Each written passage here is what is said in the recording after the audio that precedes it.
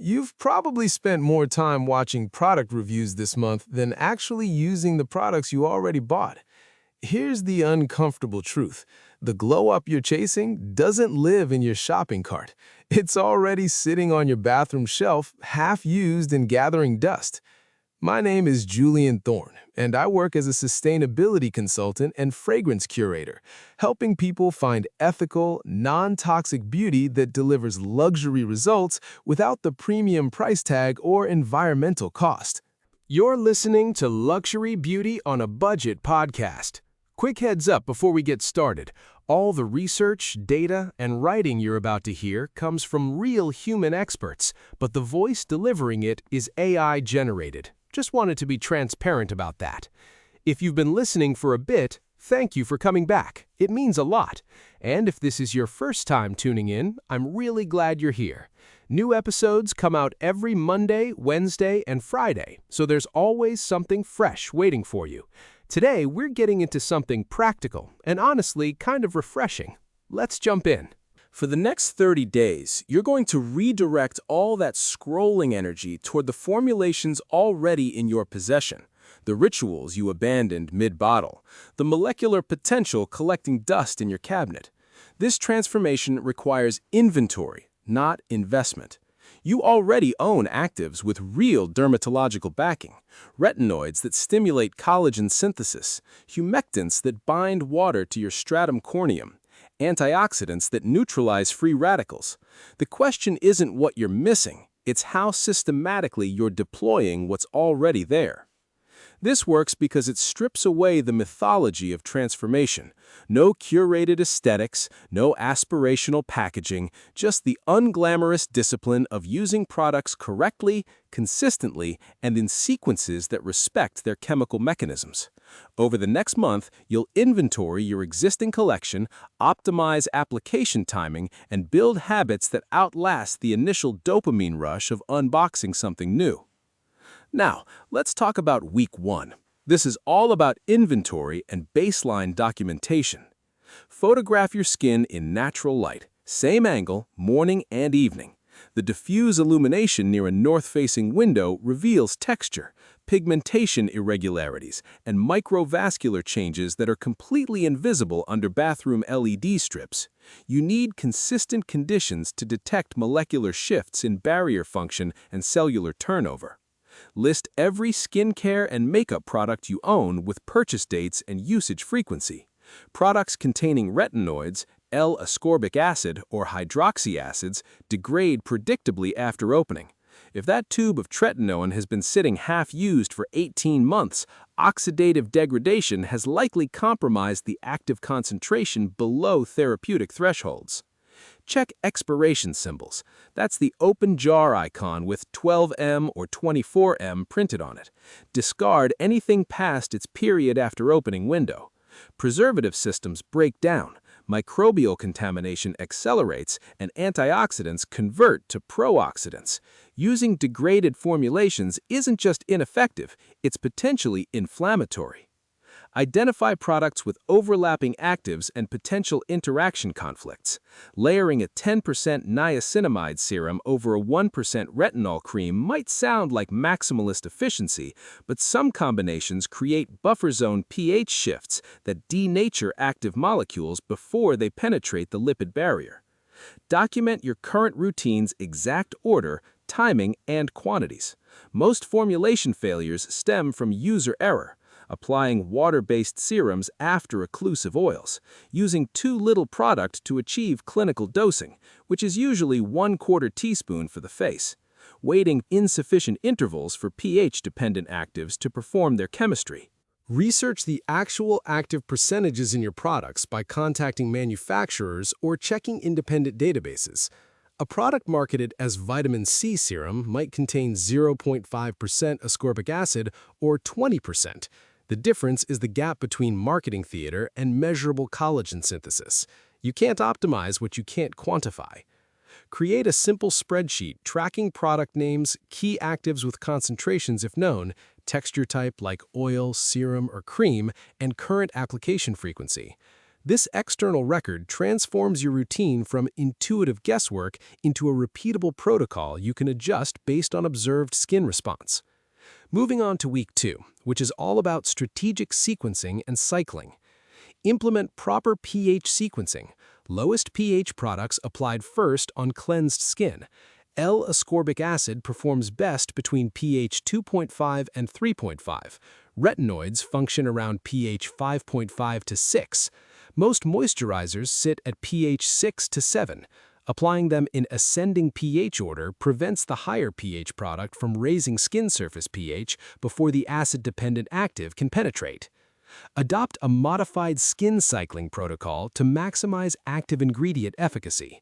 The fundamentals involve rotating exfoliation nights, retinoid nights, and recovery nights to prevent barrier compromise while maintaining consistent stimulation. Most people use actives too randomly to benefit or too aggressively to tolerate. Wait 60 seconds between each product layer to allow proper penetration and prevent pilling.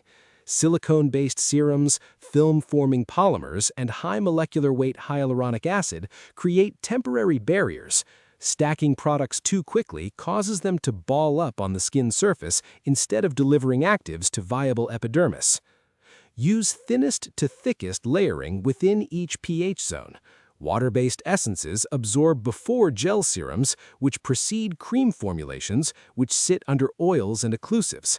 Violating this viscosity gradient traps lighter molecules beneath heavier ones, preventing them from reaching target cells. Reserve occlusive products for nighttime only. Things like petroleum jelly, dimethicone heavy balms, thick face oils. During daytime, semi-occlusive barriers trap sebum, cellular debris, and environmental particulates against your skin, creating ideal conditions for acne mechanica and follicular congestion. Apply targeted treatments to damp skin when appropriate for the molecule. Low molecular weight hyaluronic acid, under 50 kilodaltons, pulls ambient moisture into skin. Applying it to slightly damp skin maximizes this hygroscopic effect, while applying water-free retinoids to wet skin can increase irritation through enhanced penetration. Track your skin's response to timing adjustments in your inventory spreadsheet. Note whether morning vitamin C application causes photosensitivity, whether nighttime AHA use triggers dryness, whether splitting your moisturizer application between AM and PM improves hydration. Data accumulation over 30 days reveals patterns invisible in daily observation. Week 3 is where we focus on texture work and mechanical stimulation. Practice facial massage during your evening oil cleanse or moisturizer application. Lymphatic drainage techniques reduce interstitial fluid accumulation, while deliberate upward and outward movements prevent the repetitive downward gravitational stress that etches expression lines into collagen networks over decades. Use your fingertips for precise pressure on muscle attachment points, the masseter insertion along the jaw, the frontalis origin at the hairline, the orbicularis oculi around the orbital rim. Spending 15 seconds at each site with firm circular pressure releases fascial tension that translates to softer expression patterns. Incorporate ice therapy before morning product application. The benefits include temporary vasoconstriction followed by reactive hyperemia, which flushes metabolic waste, reduces inflammatory mediators, and temporarily tightens pore appearance through dermal cooling. This costs nothing beyond freezer space and 3 minutes. Gently pat products into skin rather than dragging or rubbing. Repetitive horizontal friction stretches the delicate collagen matrix around the eyes and mouth, while vertical patting respects the face's anatomical structure and drives products into microtopography without mechanical stress. Exfoliate strategically based on your existing product's mechanisms. Physical scrubs remove surface debris but can create micro tears if used aggressively. Chemical exfoliants like glycolic acid around 8 to 10%, salicylic acid around 2%, lactic acid around 5 to 10%, these dissolve the intercellular cement between corneocytes without mechanical trauma. Choose frequency based on your skin's desquamation rate and barrier resilience. Use clean tools for every application. Reusable silicone spatulas for jars, weekly washed brushes for powder products, sanitized metal tools for extractions. Bacteria, fungi, and lipid oxidizing enzymes transfer from fingers to formulations, degrading preservative systems and introducing inflammatory contaminants. Week 4 is about habit solidification and progress assessment. Establish consistent application timing linked to existing habits. Skincare routines collapse under vague intentions. Anchor your morning routine to your first cup of coffee, your evening routine to removing your watch, creating behavioral triggers that survive motivation fluctuations. Photograph your skin under identical conditions to your baseline images. Improvements in barrier function manifest as reduced transepidermal water loss.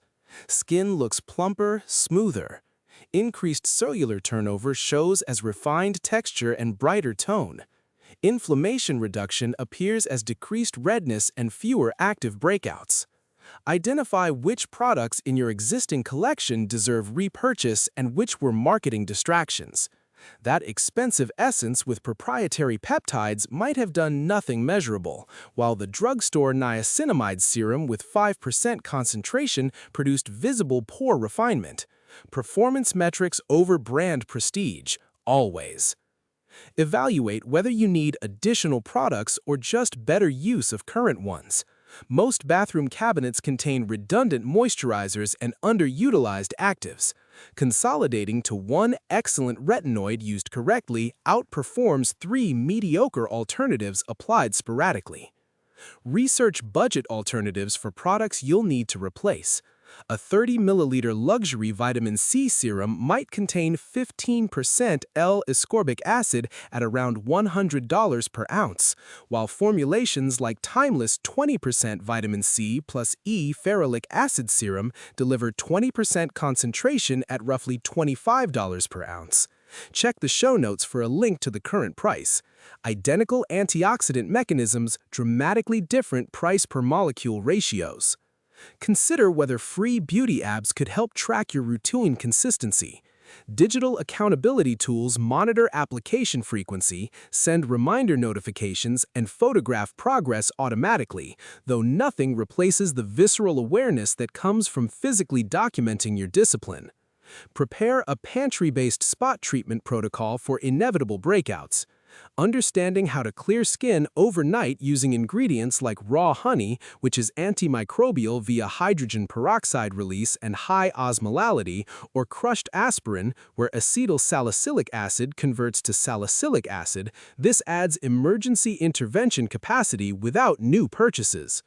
Assess whether your moisture barrier needs repair work before introducing more actives. If your baseline photos show persistent redness, flaking, stinging upon product application, or increased reactivity, you're dealing with compromised barrier function. Focus on barrier-first beauty principles before adding more transformative but potentially irritating ingredients. Here's the condensed version, the final check before you go. Inventory. List all products, check expiration dates, identify active ingredients and concentrations. Photograph. Baseline images in consistent natural lighting morning and evening. Sequence. Apply products from thinnest to thickest within pH zones, lowest pH first. Cycle. Rotate active nights to prevent barrier damage while maintaining stimulation. Wait. 60 seconds between layers for penetration and to prevent pilling. Massage. Incorporate lymphatic drainage during cleansing or moisturizing. Ice. Add cryotherapy before morning products for microcirculation benefits. Pat. Avoid dragging or rubbing, especially around delicate eye areas. Time. Link routine to existing habits for consistency. Document. Track changes weekly and compare against baseline after 30 days. Let's cover some frequently asked questions. How long does a no-cost glow-up checklist take to show visible results? Cellular turnover in healthy adult skin completes approximately every 28 days, meaning the skin you see today reflects the care you provided a month ago. You'll notice improvements in barrier function, reduced dryness, better product absorption within 7 to 10 days.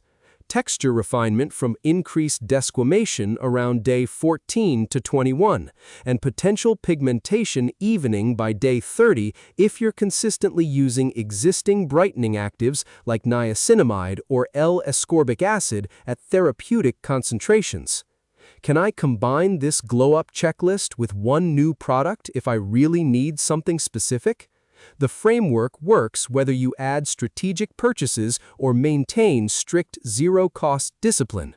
If you've identified a genuine gap, you own no retinoid, you lack a broad-spectrum SPF, you have no humectant serum, adding one thoughtfully researched product won't undermine the methodology.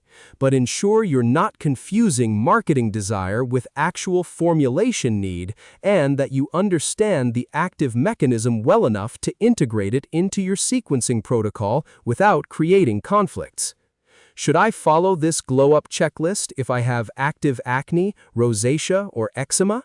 Inflammatory skin conditions require modifying the protocol. If you're dealing with compromised barrier function from eczema or rosacea, eliminate or dramatically reduce chemical exfoliation frequency. Focus on gentle cleansing and ceramide-rich moisturizers. Introduce actives only after establishing baseline barrier stability. For acne, the cycling methodology particularly benefits oily skin types by preventing overexfoliation while maintaining consistent follicle-clearing ingredients, though you may need to verify that your existing products don't contain comedogenic oils or pore-clogging emulsifiers that undermine your efforts. Here are my final thoughts. This glow-up checklist works because it reframes transformation as optimization, not acquisition.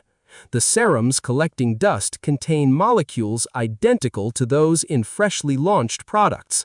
Retinol is retinol whether it's in a minimalist tube or holographic packaging. Your skin doesn't recognize branding. It responds to consistent molecular exposure, proper pH environments, and sufficient time for cellular processes to compound.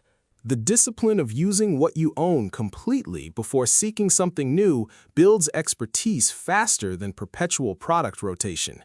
You learn how your skin responds to 2% salicylic acid versus 10% glycolic acid. You discover whether your barrier tolerates daily retinoid use or requires recovery nights. You identify which textures you'll actually apply versus which sit untouched because they feel unpleasant. 30 days from now, you'll photograph skin that reflects systematic care rather than sporadic intervention. The glow isn't mystical. It's the visible accumulation of reduced transepidermal water loss, accelerated cellular turnover, decreased inflammatory mediators, and improved microcirculation, all achieved with resources you already possessed. You just needed to pay attention. That wraps up this episode of Luxury Beauty on a Budget podcast. Thanks so much for listening. We're back every Monday, Wednesday, and Friday with new episodes, so you've always got something to look forward to. If you found this one helpful, I'd really appreciate it if you could leave a 5-star rating and drop a quick review. It's one of the biggest ways people discover the show, and it helps us reach listeners who are looking for exactly this kind of content. And if you haven't already, hit subscribe or follow so you get notified the second a new episode goes live. I'll catch you next time.